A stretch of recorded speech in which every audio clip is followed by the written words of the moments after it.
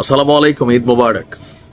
আমরা ছোটবেলায় একটা কথা বলতাম দুষ্টামি করে এরকম যে সহ্যের একটা সীমা আছে, সীমারও একটা ভাই আছে। তো অনেকটা সহ্যের সীমা অতিক্রম হয়ে গেছে ইশরাকের। আদালত থেকে রায় পাওয়ার পরেও দীর্ঘদিন যাবৎ আন্দোলন, দক্ষিণ সিটি কর্পোরেশনের সামনে প্রায় 22 থেকে 25 দিন যাবৎ সমর্থকদের ব্যাপক অবস্থান এবং কার্যত স্থবির হয়ে গিয়েছিল এই সেকশনটার সকল কার্যক্রম। তারপরে নানান জটিলতায় এখন পর্যন্ত মেয়র পদের যে শপথ সেটা গ্রহণ করতে পারেনি আপনার ইশরাক।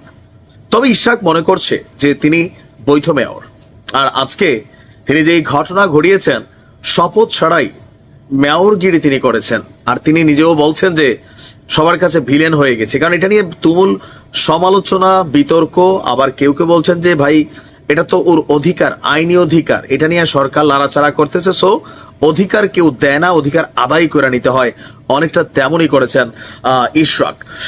নগর ভবনে কোনো উপদেষ্টা বা প্রশাসক বসতে পারবেন না জানিয়ে বিএনপি নেতা ইশরাক বলছেন এখনো কিন্তু আমরা তাকে মেয়র বলার সুযোগ নেই, কারণ তিনি শপথ নেননি।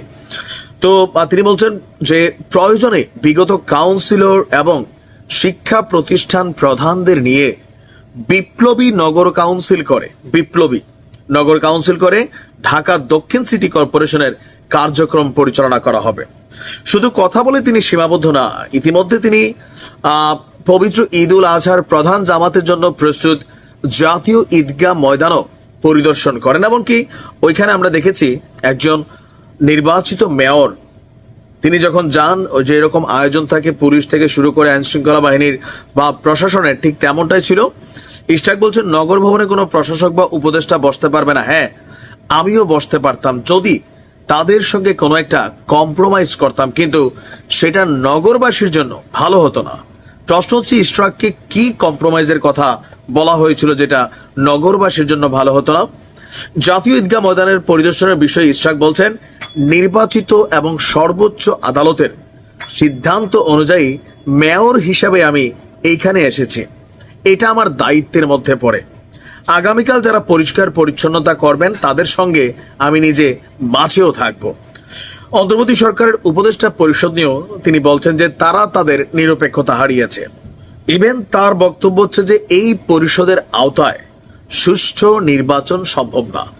উপদেষ্টাদের যদি রাজনীতি করার ইচ্ছা থাকে তাহলে পদত্যাগ করে রাজনীতি করার অনুরোধও জানিয়েছেন।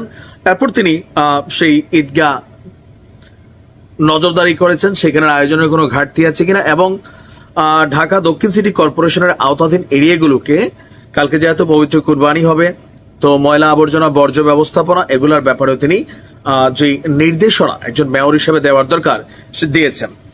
এখন মেয়র ইশরাকের এই অবস্থানকে ঘিরে নানান আলোচনা সমালোচনা ফেসবুকে চলছে। বিএনপির নেতাকর্মীরা মনে করছেন এখানে ইশরাক কোনো ভুল করেন নাই, কারণ আদালতের পক্ষ থেকে রায় আছে। শপথ পড়ানোর বিষয়টা যেহেতু এখন স্থানীয় সরকার বিভাগ উপদেষ্টা আসিফের কাছে পৌঁছে গেছে এই বলটা, সুতরাং এখানে পরিকল্পনা করে বা ষড়যন্ত্র করে তাকে তার পদের যে বৈধতা সেটা দেওয়া হচ্ছে না। তার মানে এই না যে বৈধতার জন্য সরকারের কাছে হাত পাইতা বসে থাকবে, কারণ ইশরাকই।